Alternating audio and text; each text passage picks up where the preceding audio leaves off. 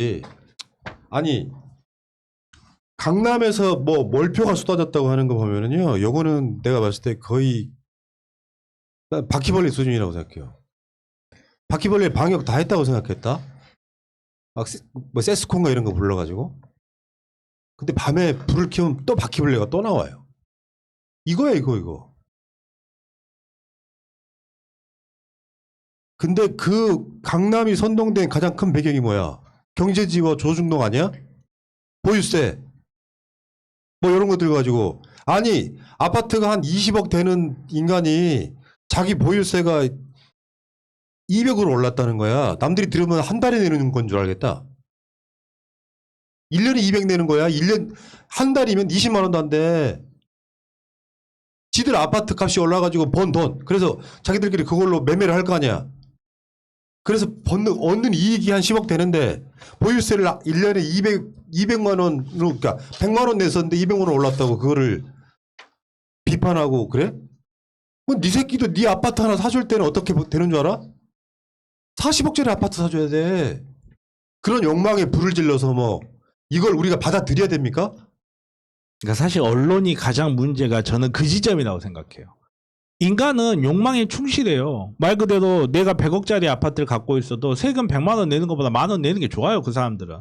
그리고 어떻게 보면 있는 놈들이 더한 게 아니라 더한 놈들이 있다고. 그 한 푼이라도 악착같이 모은 사람들이 그 자리에 있을 가능성이 더 높아요. 근데 언론위에서 그런 부분들 좀 건전하게 그런 욕망을 제어할 수 있게끔 논리적으로 짚어주고 하는 부분이 있어야 되는데 그런 거 없이 10억짜리 아파트 공시지가 12억에 올라 뭐 공시지가 반영률 120%. 왜 공시지가라는 제도가 있고 왜 세금을 공시지가에 반영해서 세금을 거기에 따라서 연동해서 보유세나 재산세를 내게끔 하고 그 세금이 어디로 사용되는지 이런 거에 대한 지적은 단 하나도 없어요.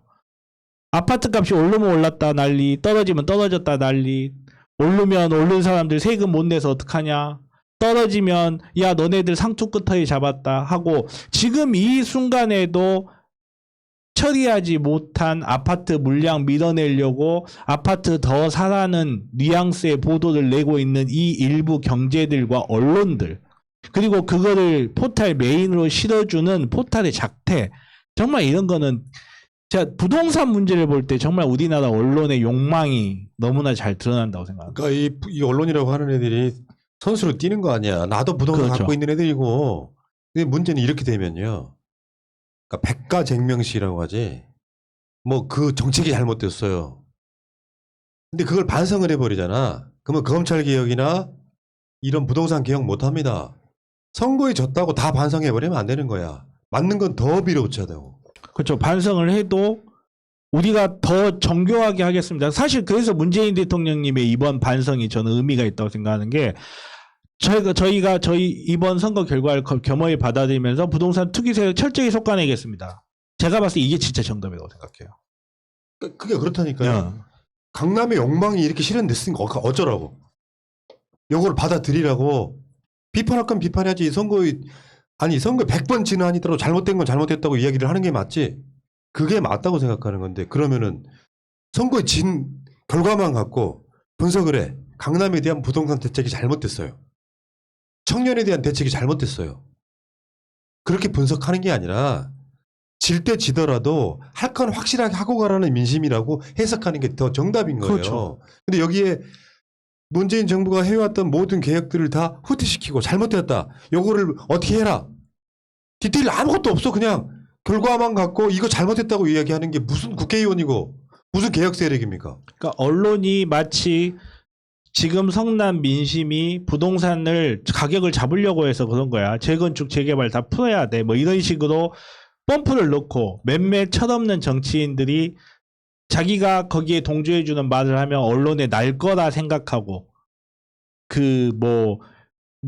전혀 냉택 없이 뭐 조국을 보호한 부동산 이야기하다 갑자기 아무튼 뭐 그런 식으로 반성하면 언론에서 또 대서특필해가지고 소신파 미스터 쓴소리 누구누구 이런 말도 해 하고 기사로 올려주면서 보답하는 이런 거지 같은 짓을 언론이 계속 지금 네, 결국은 이제 강남 3구의 부동산 값을 계속 올리면 안 되는 거잖아요. 그렇다고 해서 세금을 계속해서 때릴 수도 없고, 왜 결국 강남 3구의 부동산 값이 올랐느냐 생각해 보면 교육 문제가 굉장히 크다고 생각이 드는데, 교육과 여러 가지 편의시설들이 강남 쪽에 많이 집중이 됐다라는 것 때문에 계속해서 집값이 오르고 있는데, 그러면 이 교육 문제 해결하는 거, 그 다음에 강북 지역에도 교육을 분산시키는 거, 이런 정책들도 같이 와야 되는 것 같고요. 그 90년대 지나면서 강남 쪽에 아파트 있었던 사람들이 진짜 수억 원대 자산가가 됐습니다. 그러면서 경제적인 기득권층이 되고, 거기에 이제 교육까지 시키면서 애들 막 서울대 가고 계속 기득권을 유지시키게 됐는데, 여기에 대해서 세금, 종부세 부과하고 하는 것들을 이 사람들은 징벌적이라고 생각을 한다라는 거죠. 왜 나는 이렇게 해서 내가 돈 번 게 무슨 잘못이야, 왜 나한테 세금을 때려라는 거.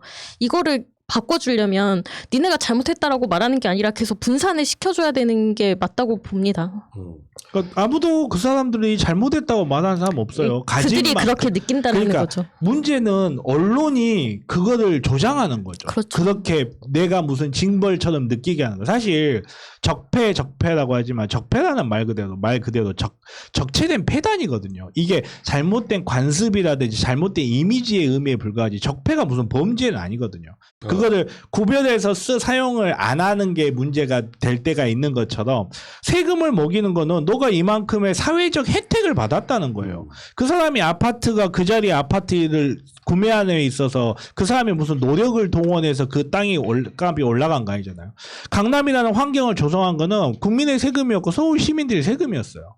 그러면 우리가 이렇게 세금을 몰아줘서 너네들이 생활 환경을 좋게 해줬고 너네들의 집값이 그 결과 올라갔으면 너네가 그 이익만큼의 얻은 이익만큼의 최소한은 토해내라. 예. 중요한 건 그렇게 생각하지 않는다는 거죠. 그러니까 그렇게 주식이 생각하게끔 언론에서 된다고? 계속 해줘야 되는데 너무 많은 걸 아니, 말하시는 그러니까 저쪽에서 어떤 강남과 비강남을 어떤 오세훈처럼 프레임화 시켰단 말이야.